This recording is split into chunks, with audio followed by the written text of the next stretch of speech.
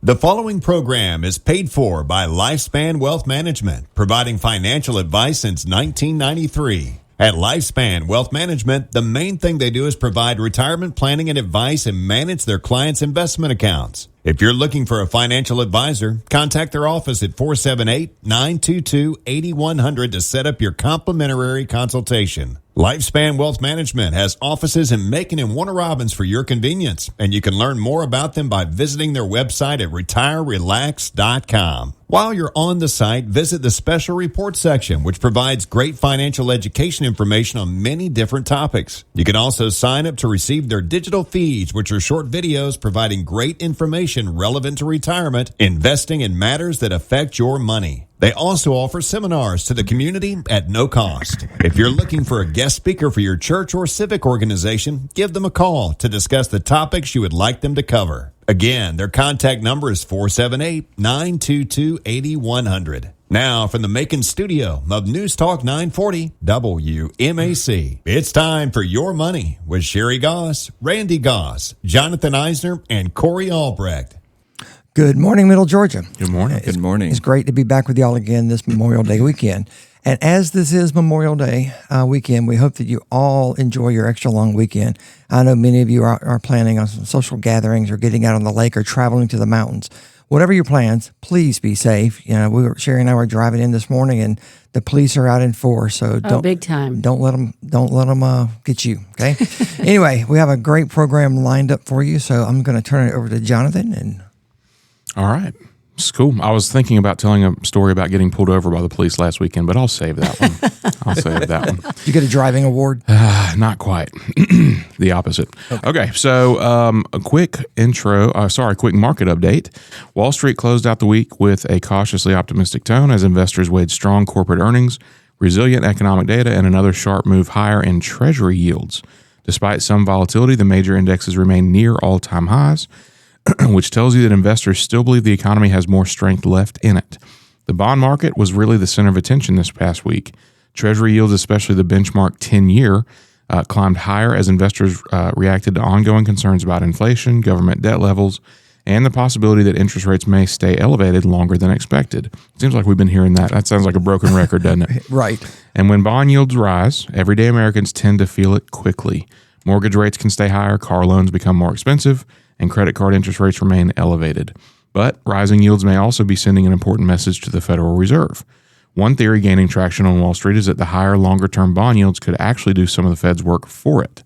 In other words, if borrowing costs across the economy rise naturally through the bond market, the Fed may feel less pressure to raise short-term rates again. Higher Treasury yields tighten financial conditions on their own by slowing borrowing and cooling parts of the economy. Yep. That's one reason investors remain hopeful that the Fed is moving towards eventual rate cuts, maybe not as quickly as markets or Trump originally expected.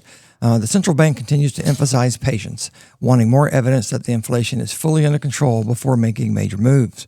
And despite those higher rates, the stock market has continued to show resilience. Strong earnings, the excitement around artificial intelligence, and the steady consumer spending have all helped support investor confidence. So, while higher bond yields are creating challenges, the broader takeaway this week is that the economy still appears stable. Corporate America is still producing strong results, and investors remain cautiously optimistic about where the markets could head next. But I would add, that angst by a lot of Americans by the economy should not be ignored. Times like this should heighten the need for a good budget and the creation of an emergency fund just in case and reducing some debt.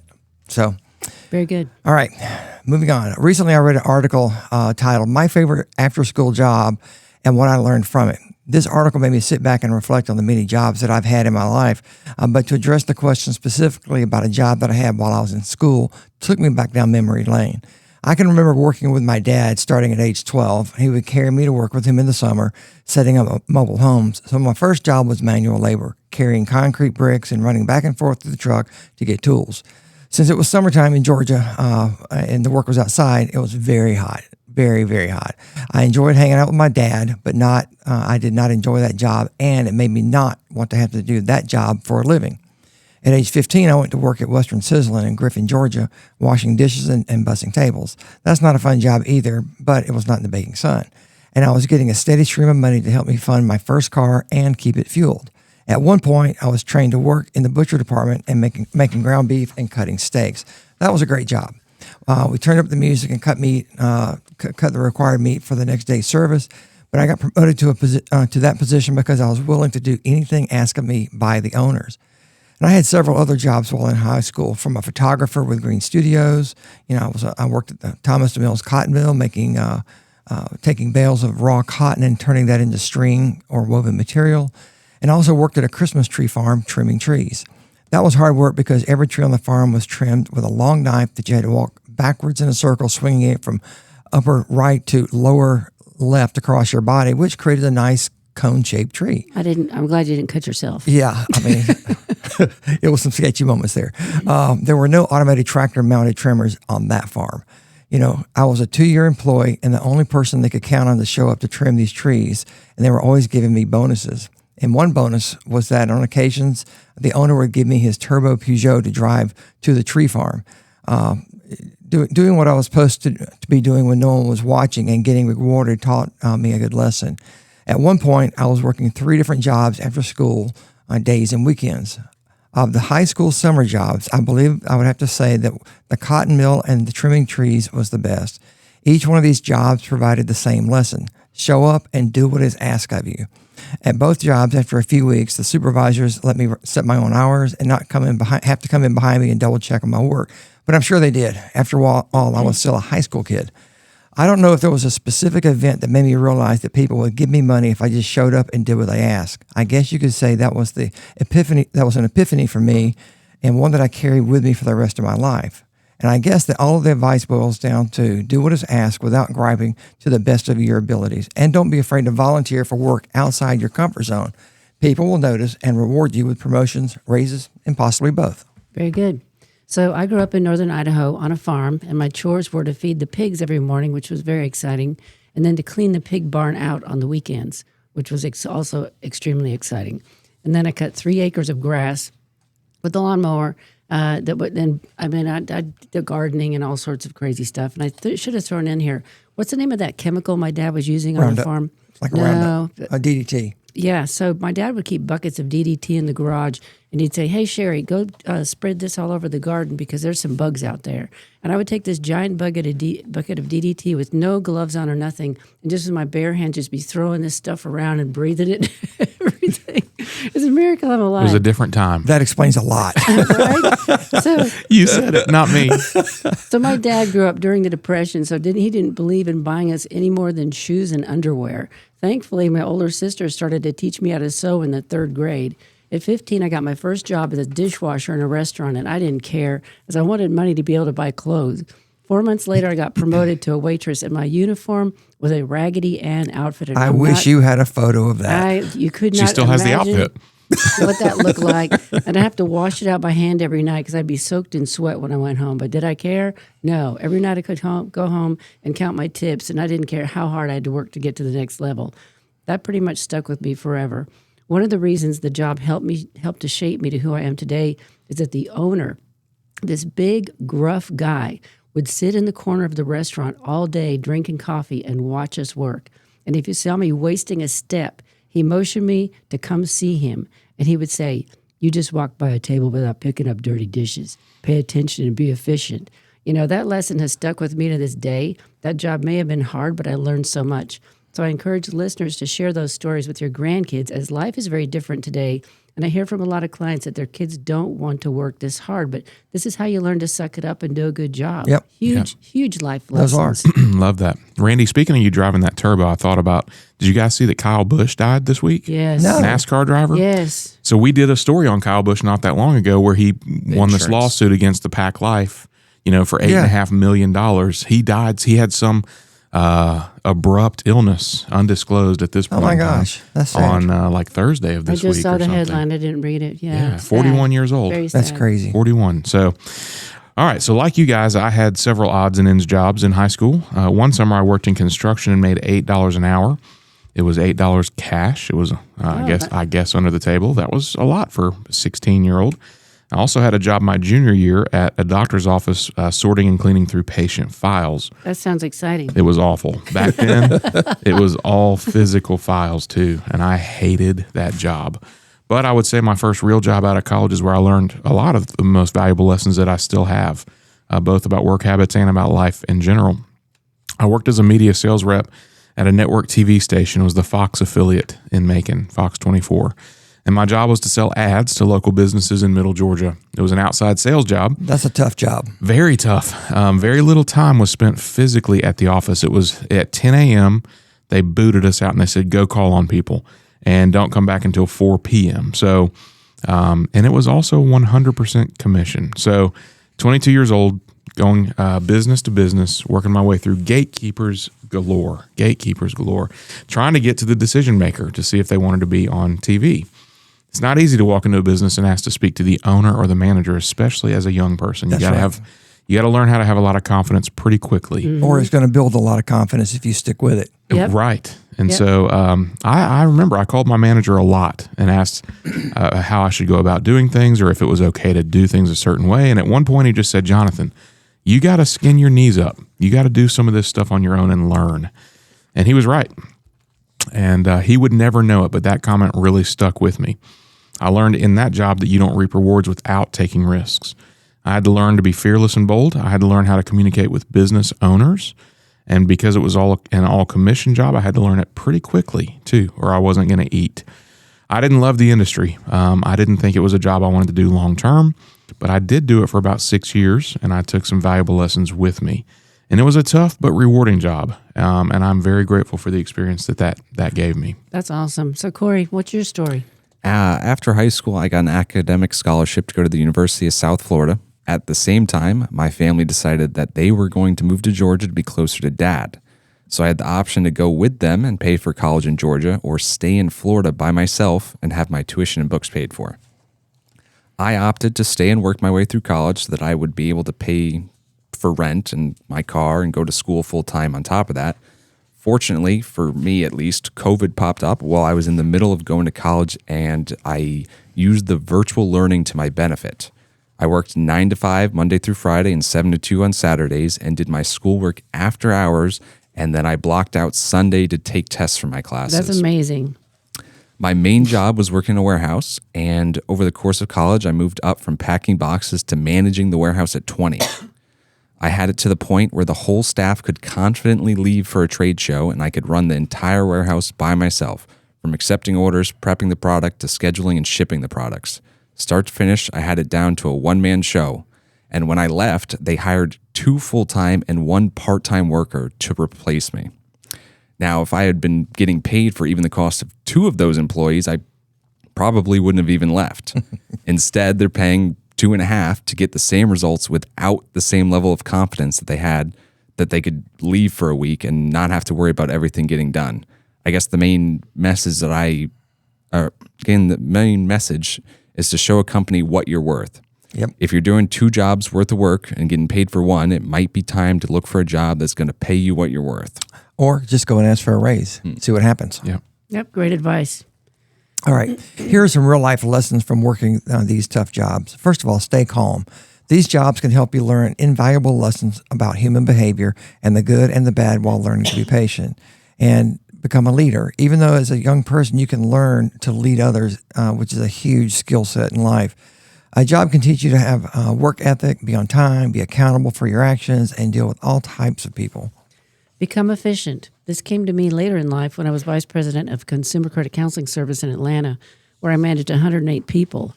I had never done anything like this before, and talk about a learning curve. That job really brought me to the next level. Next, understanding marketing. Also, as part of my job, I was over marketing, so I did interviews with the local newspapers and TV stations. I learned to be a better writer, and then I created educational seminars that I presented to employees in businesses.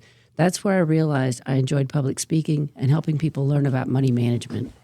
Don't be afraid to ask questions. Whenever you start a new job, don't be afraid to be the person that asks questions. Even if you have 30 years experience in a field, the new business you're working at may do things differently. I personally would rather have to ask a question about something that I don't know than have to explain why I did something wrong. Oh, that's good. Don't be afraid to ask questions until your boss finally just says, just go skin your knees up. Yeah, exactly. Just leave me alone. Leave me alone. But, it's like here in this, there's really nothing that we can break here. And that's one of the things that I tell everybody when they come to work here. Don't be afraid to get into the systems and just, do your job. Yeah. Don't be afraid of it, because there's nothing you can do that can't be undone Right. at a moment's notice. Sure. So it's Right. For me, every job along the way has been a building block. And I think you guys would all agree with your various experiences. But Absolutely. even going back to organizing patient files, I learned how to have structure. And as redundant as that job was, it was still a very important job because people's livelihoods were in those files, right? Yep. And I understood that. So I learned how to operate under some degree of pressure and in an orderly manner. But equally as important with all these experiences, and I think Randy mentioned this about one of his early jobs, is figuring out what types of work that you do not want to do. And while I learned a lot of valuable things in my TV ad sales job, I knew that was not going to be for me long term. And for me, it was not feeding pigs. As much as you loved that. and going to school smelling like a pig. No, I took a bath. All right, these were good though. Now let's discuss how the U.S. became the world's greatest energy exporter. From crude oil and liquefied natural gas, or LNG, to other products such as propane and wood pellets, the flow of fuel from U.S. ports has put a big dent in national trade deficit and helped to stabilize overseas markets during war and other periods of scarcity. And the war in Iran is the latest disruption. As you have probably heard, the Iran conflict and blockade of the strait has reduced the world's supply of oil and liquefied natural gas, LNG, by about 20%. This is forcing import-dependent countries to seek alternatives.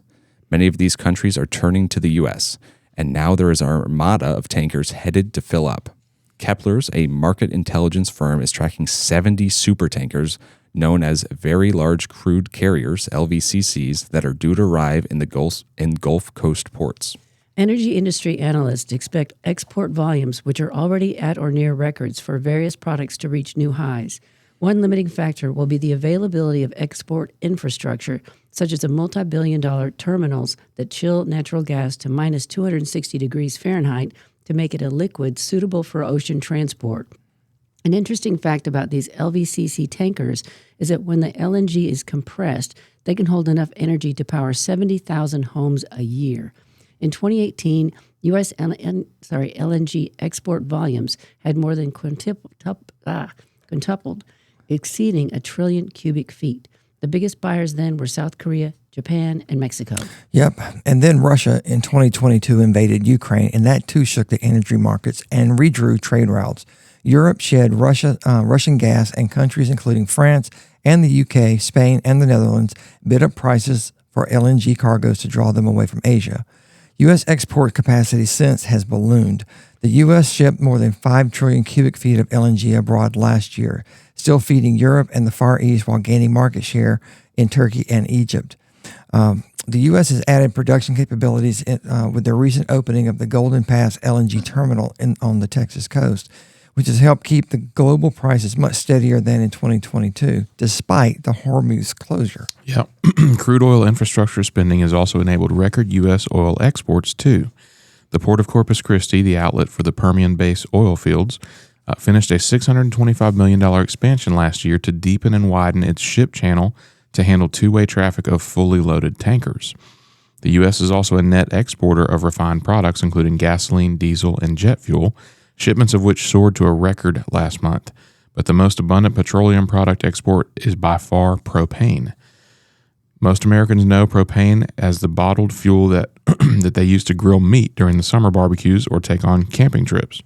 But around the world, it is used to make plastics, heat households, power equipment such as forklifts, and in some places even fuel automobiles. Propane, which is easily bottled, was the first reward from the shale boom to flood into overseas markets. The U.S. quickly overtook other energy exporters to become the world's dominant supplier, accounting for more than 40% of the global export market. Becoming the world's leading energy exporter shapes the U.S. in four primary ways.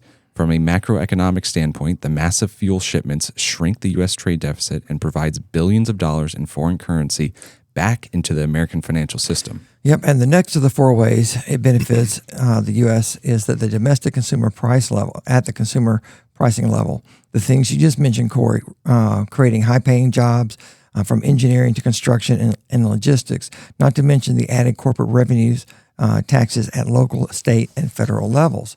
The third is the geopolitical level, where diplomats have access to these products as weapons to be used to break foreign dependencies on adversarial suppliers like Russia or the Middle East cartels. At the same time, it can strengthen strategic ties with economic partners from around the world and help the U.S. be the stabilizing force during major international energy panics. The fourth benefit is that becoming a world leader in petroleum exports is that it continues to drive port expansions and regional construction development projects outside of the petroleum industry. All in all, the resurgence in the petroleum industry and the U.S. becoming the world's leading exporter is providing great benefit to the U.S. through increased employment, helping secure the U.S. energy independence, and sets the U.S. up for greater diplomatic tools, which is amazing. And it doesn't seem like there's any slowdown on the horizon. No, it doesn't. Okay, next up. A grades are suddenly everywhere since the arrival of ChatGPT. Where was ChatGPT when I was in school? I thought the same thing. No kidding. AI is making A grades easier to come by and making students less useful to employers trying to size up college graduates. The share of A's in college classes that are heavy on writing and coding are more prone to artificial intelligence use. Data shows that professors teaching AI-exposed classes gave out about 30% more A's and fewer A- and B+ grades. The results suggest that students have relied on generative AI to do better in their studies, but that does not mean these students are learning more. While grade inflation has been an issue on college campuses for years, AI tools have made it even harder to assess the quality of the students' work. To zero in on AI's effect on grades, a Berkeley professor pulled data on more than 500,000 grades from 2018 to 2025 at a large public university in Texas that publishes course syllabi and grade distribution. He then compared classes with more AI-exposed tasks, most prevalent in humanities and engineering disciplines, with classes less reliant on writing and coding work. There was little difference between the two groups through 2022. But since 2022, A grades shot up in the more AI-exposed courses.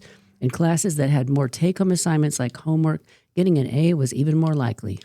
Grades became less important in recent years for graduates seeking that first job out of college. Now, though, some companies are flooded with entry-level applicants. As the job market cools, employers are raising standards for entry-level roles and looking for more consistent ways to narrow down the candidate pool. In 2023, 37% of employees used grade point average in hiring, according to the National Association of Colleges and Employers. That figure has ticked back up to 42%. The concern now is that AI is making that evaluation method less reliable, just as it has for cover letters, resumes, and other job application materials. Learning requires productive struggle that is eroded by AI. Will grads leave campus producing ready-to-publish reports or data dives without developing critical cognitive abilities, and does it matter? Some elite U.S. universities are raising concerns about grade inflation. Employers have a legitimate interest in comparing students' performances, but current grading policies don't allow them to do so. Faculty in these universities are voting this week on a proposal that would cap the number of A's. Very interesting. An April report from the Yale University put it plainly. Grades existed to communicate what students have learned. At Yale, as in many peer institutions, they no longer do. Now, a grade might mean that a student has access to more advanced technology models or is better at using it, rather than measuring the underlying skills. A few job postings on the entry-level career site Handshake require applicants to submit GPAs. Of those that do, nearly a quarter this year require a 3.5 GPA or higher, compared with 9% in 2020. Companies like students' use of AI in the job application process, and at the same time want students to know how to use that technology. Yeah, it's a double-edged sword. It is. This is a really difficult situation, and the only thing I can figure is, instead of doing an interview with someone over the phone, invite the top 20 candidates to sit down at a computer and complete a test with no phone, no AI, and no internet access. That's the only way I can see an employer actually being able to hire the right person. This is tough, and I might also suggest making each employee a temporary employee to better evaluate their critical thinking and performance before you convert them to a permanent position. Absolutely. Yeah, that's a good thought, Sherry. It's funny to think about how many people would just be utterly frozen if they had all that taken away from them. Right. Yeah. In an interview, those are the ones you're not hiring. And you get a permanent employee sitting at their desk, just staring at the screen, not knowing where to go, because they don't have that cognitive critical thinking ability. Yeah. You know. Yeah, agreed. This article posed the question that I have begun to wonder myself as time has gone on. Yes, these students are more easily getting better grades, but does it even really matter? I think Corey said that in his part. I mean, this is the world we live in now. AI is here for good. It's only going to get better at making people not have to work as hard. Ultimately, we may be heading toward a relatively dumbed down society that relies more and more on technology to live. But is that really a bad thing? Well, that remains to be seen. I think ultimately what will happen is it's the students who do take school seriously and apply themselves and don't rely too heavily on technology to do their work for them. Those are the ones that are going to stand out. Yep. It's heading to a point where everyone will use AI to do their work for them. So that will be the new norm. It already kind of is becoming the new norm. But the students who apply actual human intelligence to their work will have more opportunities than the ones who don't. They'll be the ones who stand out. Yep. I can't say I disagree that AI is here to stay, but imagine working in a field that people rely on a single technology to get that competitive edge. And then one day that technology goes down or gets hacked or it's just no longer usable. I believe the top employees will be the ones who can adapt to a fluid situation and lead others to influence, to ensure operations continue in difficult times. The leadership and the ability to communicate will be a valuable trait for job candidates. So Let's go to halftime. You've been listening to Your Money, brought to you by Lifespan Wealth Management, proudly serving Middle Georgia for over 30 years. Our mission? Helping folks just like you plan for a secure and stress-free retirement. Need a trusted financial advisor? Call us today at 478-922-8100 and schedule your complimentary consultation at our Macon or Warner Robins office. Want to learn more? Visit us anytime at retirerelax.com. Because when you plan smart, you can retire and relax. And here's something extra. We offer free educational seminars for the community. If your group needs a guest speaker, give us a call and let's make it happen. That's 478-922-8100. Now, let's get back to the show. all right, let's talk about a way to possibly save you some money on car insurance, no less. So car insurance options for low mileage drivers specifically. If you don't drive much, paying hundreds or more a month for car insurance can feel like a waste of money. You can get rid of the insurance expense entirely, but you may have a way to trim your car insurance or your vehicle insurance costs. Requesting a low mileage discount or switching to an insurance designed for your limited driving habits could lower your premiums. Several insurance companies have lower cost programs for vehicle owners who log fewer hours behind the wheel. Each company sets its own rules regarding who qualifies as a low mileage driver and how premiums are calculated and the type of insurance that is offered. And there are three main types of car insurance programs for low mileage drivers. The first is the standard car insurance with a discount for low annual mileage. American Family Insurance, National General, Progressive, State Farm, Travelers, and others provide standard car insurance at cheaper rates for low mileage drivers. Yep. And the next is pay per mile insurance, which is exactly what it sounds like. It has an adjustable premium based on how much you actually drive. Usually you'll pay a low base rate plus a per mile rate. If your mileage is low, the sum of the two rate components can be cheaper than standard car insurance. These policies can provide the same coverage as standard insurance, but this may vary by provider. Allstate, Nationwide, and Mile Auto offer pay per mile insurance. There may be others, so just do a quick internet search. The third type is usage-based insurance, or UBI, also called telematics insurance. UBI sets pricing based on your driving habits, including the number of miles you drive. If you don't drive a lot and drive safely, your rates with UBI coverage can be competitive. UBI providers monitor your driving behaviors and mileage with technology installed in your vehicle called telematics. Root and others offer UBI insurance. I've never heard of some of these carriers. Root. Yeah, No, I went and looked them up, yeah. Okay. Have you ever heard of Root? And Randy, you just said you looked them up. Yeah. Yeah, and some people have issues with this type of insurance because they feel like Big Brother is always watching them. And in a sense, they are. They absolutely are. But if you're a safe driver and want a lower insurance premium, then this is the trade-off. Absolutely. Yeah, and I have heard that with those monitor ones, that sometimes they'll use it against you. Of course. So if you're in a crash, they'll say, "Oh, but you were going 3 miles over because we were watching you, and we're not going to pay for your crash now." I've seen a That case is something of this. to consider. It is something Absolutely. to consider. Good point. But how many miles a year is considered low mileage? Each auto insurance company sets thresholds for low mileage discounts. This is usually set up in tiers. Companies may categorize 7,500 annual miles driven as low mileage, but someone who drives 3,000 miles a year often gets a larger discount than another who drives 7,000 miles annually. You may also define low mileage as being less than the average miles driven. Average miles driven is estimated at roughly 11,000 to 14,000, depending on the source. For example, Kelley Blue Book estimates that the average annual mileage at 12,200, while the Federal Highway Administration states the average lower at 11,106 miles. So there are 5 ways an insurance company can track your mileage. Odometer photos. To maintain a low mileage discount on standard insurance, you may need to submit photos of your car's odometer reading once a year or every quarter. Service records and claims.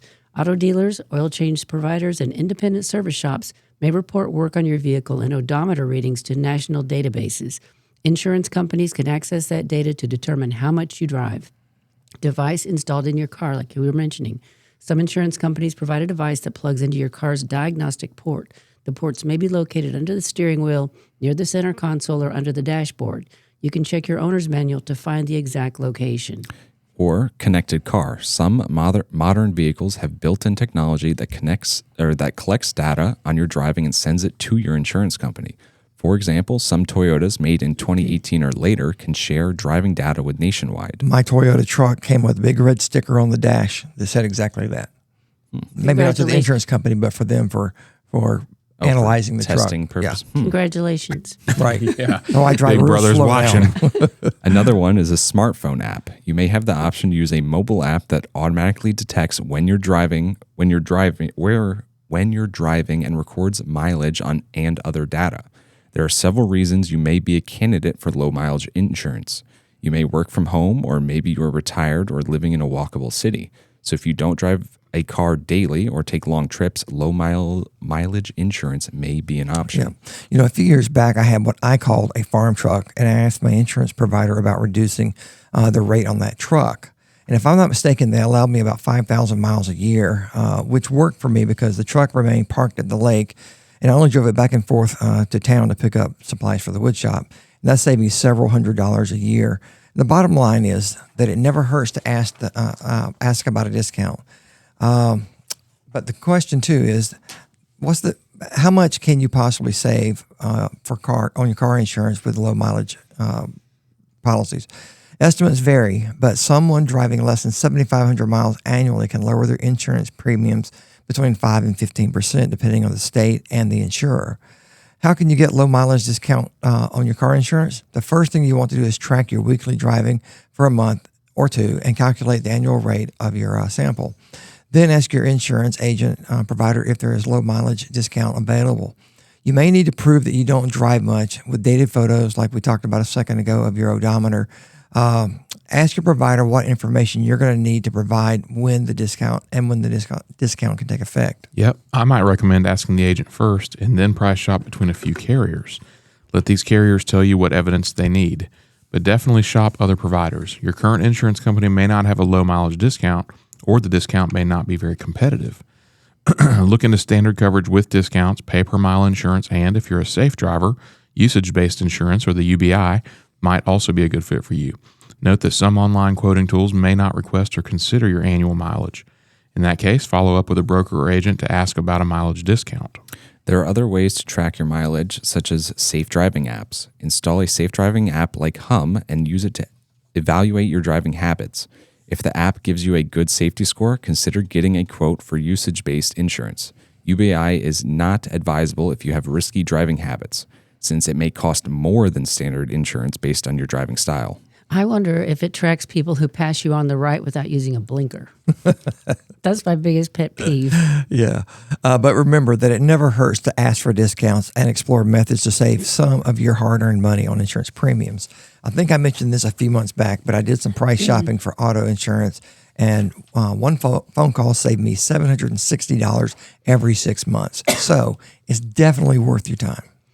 Another option I recently learned about from a client who's 100% disabled with the VA is that he makes his doctor appointments, then calls the VA drivers, and they pick him up, take him to his appointments, and take him home, free of charge. He uses the VA for all of his doctor appointments. So if you're 100% disabled, you need to check this out. This could really reduce your drive time and keep you really safe.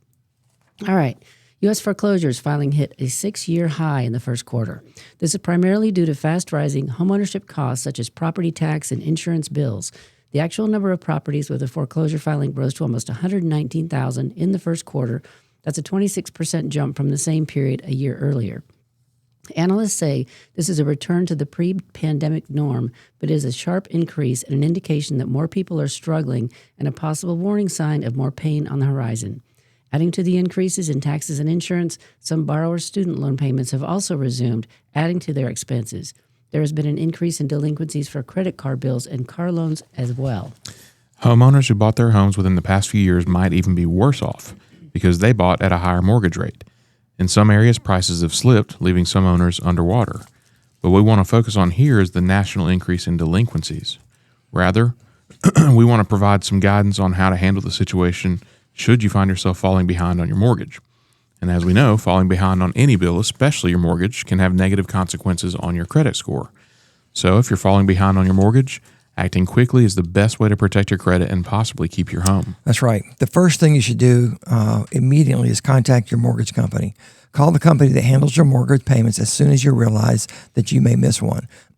Explain your situation honestly, whether it is temporary or long-term, like a job loss or a medical issue. Lenders often have hardship or loss mitigation programs to help you avoid serious delinquencies or foreclosures. Early communications also prevents multiple late payment marks on your credit. For additional information, check out the consumerfinance.gov. Another good site that has information on this subject is nerdwallet.com. When you contact your mortgage company, you should ask about mortgage relief options. Some of the options they might offer is a forbearance, a loan modification, a repayment plan. So let's go through each of these three items. First up is forbearance, temporarily pausing or reducing payments while you recover financially. A mortgage forbearance can affect your credit, but how much depends on how your lender reports it and whether you were current on payments before entering forbearance. So early contact is key. If you were current before forbearance, many lenders do not report paused payments as late. Under some programs like CARES Act rule, servicers were required to report the account as current. This means no major hit to your credit score. If your lender reports the delinquency, forbearance can hurt your credit if the lender reports the paused payments as late or missed. Forbearance notation on your credit report. Even when reported as current, lenders often add a forbearance notation. This notation does not directly lower your FICO score, but lenders may view it as a sign of financial hardship when you apply for new credit or refinancing. You might have a slight credit score change from balance reporting. That is because interest may continue to accrue, increasing your loan balance. A higher balance can cause a small score drop. Yeah, but it's a lot better than marks from missing payments or foreclosure. For sure.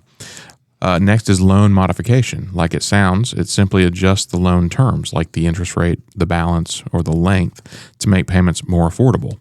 And then there's a repayment plan. Catch up missed payments over time without changing the loan itself. These can stop late payments from escalating into foreclosure and limit credit damage. Next, we suggest contacting a HUD-approved housing counselor. They can provide free expert help to review your situation and contact your lender on your behalf. Call 888-995-HOPE or find one through the HUD website. They can guide you through paperwork and help you avoid scams that charge upfront fees. Visit HUD.gov for more information about HUD counseling. Yep. The next thing you can do is prioritize the money you're spending on bills. You need to remain as current as possible on other bills, and this is very important. If you must prioritize, focus on essentials like housing, utilities, and transportation. Yes, missing payments on your credit card and your auto loans is going to affect your credit, so try to communicate with all creditors early to arrange a temporary relief program. But the point here is work with your mortgage provider so you can keep the roof over your head, and the utility companies to remain current as you can on your utilities so you have the basic necessities of electricity, gas, and water. And the auto loan companies so you have transportation to get to your job.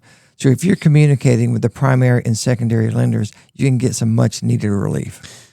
That's true, but all too often people in financial distress are looking for ways to survive. Unfortunately, many of these people fall prey to mortgage relief scams. When you're in financial distress and you care about your credit, you may be drawn to advertisements that claim to provide mortgage relief or companies that claim to be able to repair your credit. Be careful and look for red flags, such as anyone asking for fees up front, guaranteeing that they can stop foreclosure, or telling you to send payments somewhere other than your mortgage servicer. Again, check out consumerfinance.gov. Next, monitor your credit by going to annualcreditreport.com. You don't need to buy a premium package because you can view your status for free once per week to ensure that any payment arrangements or forbearance are reported correctly.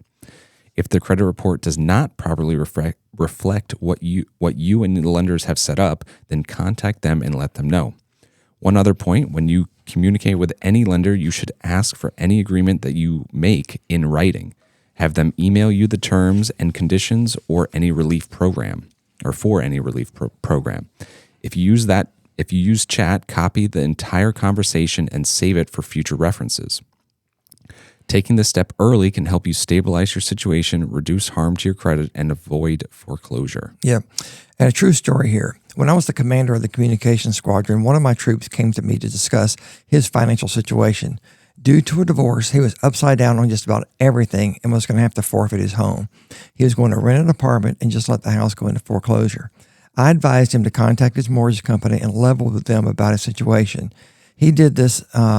He did the things that we just discussed and the things that I discussed that day. Ultimately, the mortgage company reduced his payments to the amount that he was going to rent the small apartment. In the end, he was able to get all of his bills paid off and was able to retain his home. A few years later, he saw me in Lowe's and thanked me for the advice. I saved him a lot of money, and it was available to keep his credit intact. So we're going to write up a special report on this, and it will be on our website very soon in case you ever need this information. So I have a little bit of PTSD about forbearance, and that's why I was paused. I was kind of frozen a minute ago because I was thinking about when COVID hit, forbearance became a very common word, yeah. Right? Because it's like, oh, you can call your mortgage provider and you can ask for forbearance. And so I don't remember who our provider was at the time in that last house we were in, but they were offering a 90-day forbearance. And so I thought, okay, well, this is all pretty scary. Nobody knows where anything's headed. Who knows if we're going to even have a job to go to in a few months? The world was a really scary place when COVID first hit. That's right. And so I thought, okay, we'll do this forbearance thing. In the worst case scenario, we can delay some things 90 days if we need to. So the first month's payment, I made half the payment. The second and third, and the other half about 2 weeks later. So 2 weeks after it would have normally been due. And for the second and third months, I paid the full payment completely on time. And then about 5-6 months later, after COVID, we moved. The world was relatively normal again. We knew this was the new normal. And so when we went to move, the new mortgage, when we went to go apply for new mortgages, they were like, "Oh no, you went into forbearance." And I was like, "Well, wait a minute, but I paid 2 of the 3 on time and the other one half." And it was drawn out. It was like a month or 6 weeks of going back and forth. And it was, so I have PTSD from the forbearance thing. And this article was good because, I think they've since then made some adjustments where it's like, if you go into that, they're not going to hurt you as bad on the back end, but it was all brand new at that time it's not supposed to hurt you. It's not supposed to. Right. Yeah. But man, that caused a lot of anxiety and stress in our household. I can't even imagine. Whew, it was, so we ended up, it was fine, but I definitely have some PTSD from that. So I started a business at 67. It has been much better than retiring, and this is not about me. I am not 67, just so you know. Not yet. Dan launched a demanding publishing venture in his retirement. He says he often wonders in moments of doubt or exhaustion, why in the world I have launched a demanding business in what otherwise might have been a leisurely time of life. Starting a business is a lot of work, but for an older entrepreneur, that can be more of a feature than a bug. Some of my friends retired from impressive careers, he says, now find themselves bored or unoccupied. Meanwhile, Dan deals with a continued barrage of challenges, great and small, most of them welcome. People assume that he is the one keeping this little business going, but he believes it is the business and challenge that keeps him going. Yeah, I can understand that. Starting a business in retirement may sound like an oxymoron, but the idea has quite a few virtues. First of all, it is up to you if you want to do it. You don't have to apply for a job, and you don't need to worry about age discrimination unless you plan to fire yourself in favor of someone younger and cheaper. You can decide for yourself whether to keep things small and casual or to build yourself a modest empire. Either way, you'll be just as busy as you want to be. If your spouse is retired, here's a chance to work together. Marriages themselves are a kind of shared enterprise, but they thrive on collaborative projects. The other good thing about a retirement business is this. I know this sounds weird coming from a financial advisor, but the business doesn't really need to make money as long as it doesn't lose much. Running it as a business means you have skin in the game, and it's an easy way to keep score, even if remuneration isn't the primary goal. And if you can look at it another way, you can spend a lot of money playing golf every day with the same people and spending a lot of money in that process that you're never going to get back. At least the business stands a chance of making you some money, and you'll get a challenge with something new every single day. Yep, true. And whether you make money or not, your business will still deliver all kinds of additional benefits. You may think that you're a book publisher or a soap maker or a dealer in vintage telephones. That's a funny one. But inevitably, you're also a bookkeeper, a shipping clerk, a marketing specialist, and a navigator of government regulations. Running a business will also usually require that you keep up with the times. Technologies that once seemed daunting will become more appealing when you have business problems they can solve. I think that's a very important piece right there, because a lot of older people, they lose touch of technology, and it really frustrates them. For sure. And in all likelihood, whatever line of business you embark upon, you'll probably find that you've got to get better, and I can attest to this. You've got to get better at using Microsoft Excel. I love Excel. I've learned a lot of my Excel stuff from you, Randy. And if you're working with your spouse, the challenges you overcome together are priceless. Nearly everybody knows or ought to know that sociability is an important element in a happy retirement, just as it is in a happy life. Well, a small business is inherently social, and that has proved one of the greatest satisfactions of running a business. If you're considering starting a retirement business, look for something that puts you in touch with people.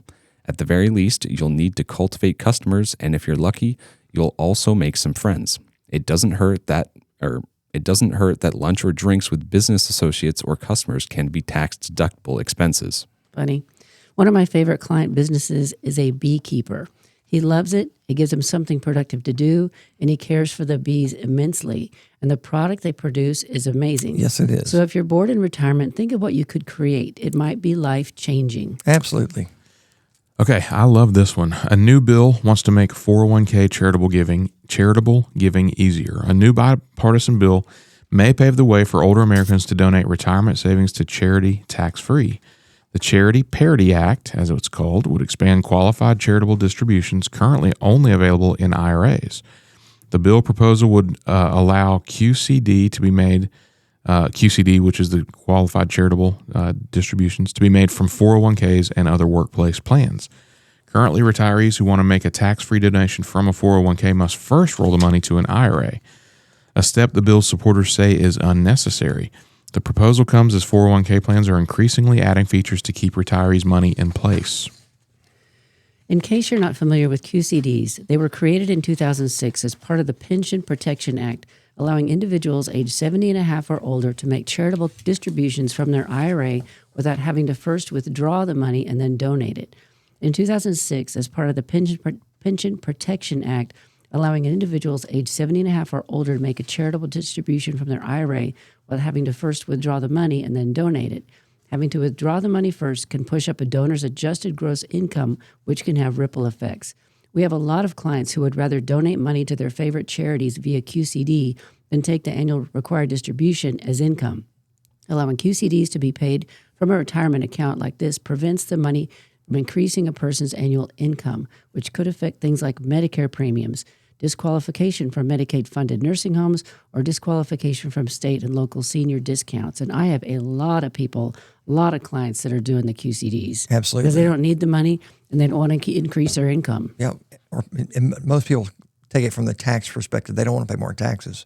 And they want to help out a charity. That's right. So it works. So win-win. All the way around. All right.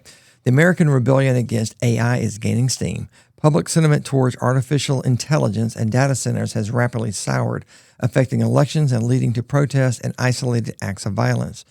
The former Google CEO Eric Schmidt says the only thing growing faster than artificial intelligence industry may be the Americans' negative feelings about it. Schmidt delivered a commencement address at the University of Arizona and told students the technological transformation brought by artificial intelligence will be larger, faster, and more consequential than what came before. Like some of the other graduation speakers mentioning AI, Schmidt was met with a chorus of boos. In one poll after another in recent weeks, respondents have overwhelmingly voiced concerns about AI, a challenge to claims by industry executives that their technology would gain popularity by improving people's lives. Yep. Consumers resent energy price jumps exacerbated by the spread of data centers. Workers fear widespread job losses. Parents worry about AI undermining education and harming children's mental health, which we talked about at the beginning of the show with all the A's that are being handed out. In recent months, the wave of anger has brought protests, swayed election results, and spurred isolated acts of violence even.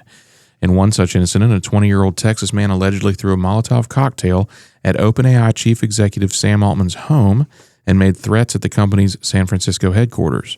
A few days earlier, someone fired 13 shots at the front door of an Indianapolis councilman who had recently approved a data center. Wow. Pollsters and historians say the souring of public opinion is all but unprecedented in its speed. The polls showed that about 30% of Democrats think America should accelerate AI innovation as quickly as possible, compared with roughly half of Republicans and 77% of tech founders. Yeah, this has increasingly become a political issue. Also unprecedented is the rapid rise of AI anxiety as political issues is one that is shaping up the routine re-election races and scrambling partisan battle lines. After bubbling up in a handful of races last year, it has exploded onto the ballot across the country. Voters in Festus, Montana, ousted 4 city council members a week after they approved a $6 billion data center. Dozens of communities and states from Maine to Arizona are trying to ban new data centers, and some 360,000 Americans are in Facebook groups opposed to the facilities, and that's roughly quadruple the number from December. Yep, Senator Josh Hawley says his constituents just feel like they're under siege, and Hawley has proposed bills to impose new requirements on data centers and AI companies. AI has risen in importance most quickly among 39 political issues studied by polling, though it still trails priorities including the economy, immigration, and foreign policy. While AI rejectionism has put wind in the sails of some campaigns, for AI companies and builders of the data centers that serve them, it's creating an acute crisis. Investors have staked tens of billions of dollars in capital on the ability of OpenAI, Anthropic, and other companies to get access to ever larger quantities of computing power, and they in turn have pledged much of that capital to fund data center construction. And these companies are spending hundreds of millions of dollars in the midterm elections to help fight the backlash. But all over the country, community-level organizations have been succeeding in blocking data center projects. Local opposition blocked or delayed at least 48 projects valued at some $156 billion last year. A record of 20 were canceled in the first quarter of the year because of the local backlash. Dozens more are currently facing similar obstacles on top of obstructions because of permitting snags and equipment shortages. On Monday, Texas Agriculture Commissioner Sid Miller called for a moratorium on new hyperscale data centers developed in the state, citing concerns about the cost to farmers and the strain on the power grid. So I recently met with a client who lives in a community with a newly built data center, and they say that it has destroyed their property values. The transportation is worse, and now other big stores and things are being built next to the data center, and they say that they are concerned and they can't even sell their house. So I get this. I get why people would be extremely concerned. So in planning going forward, these data centers need to be planned in a way that they promote and benefit the community instead of sacrifice it. Yeah, and these data centers are buying, hundreds of thousands of acres to put one small or put a data center on there just so they can get the water rights to things. So right. It's a big problem. It's crazy because if they keep getting the backlash that they're getting, where in the world are we actually going to put them? That's what I've wondered. Yeah. Most of them are in Texas. Well, there's also the space-based data centers that Elon Musk has proposed. We talked about that a couple of weeks ago. Yeah. So that would solve the whole problem. That's one way. Unless they crash into the earth. Especially with the size of them, that might be an issue. Yeah. It could be a whole new problem. But yeah, it is a big deal. So I feel sorry. I feel sorry for people. I've met with a lot of people who are just angry about it. They're fighting it, and some are in communities where they have been able to fight it and stop it, and they feel really good about that. Yep. Anyways, I really appreciate you guys listening to us today. Thanks so much. Please listen to us again next week. Anything else you want to say? Have a happy Andy? Memorial Day. That's right. Excellent. Great. See you next week.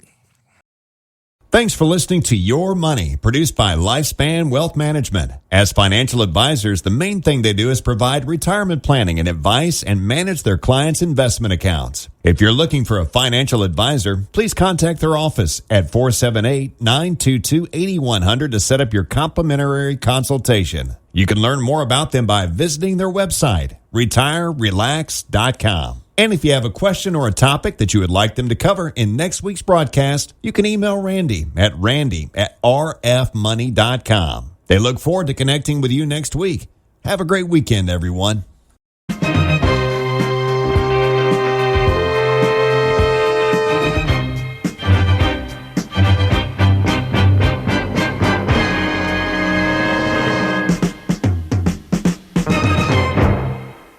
Securities and investment advisory services offered through Osaic Wealth Incorporated, member FINRA SIPC. Osaic Wealth is separately owned, and other entities and or marketing names, products, or services referenced here are independent of Osaic Wealth.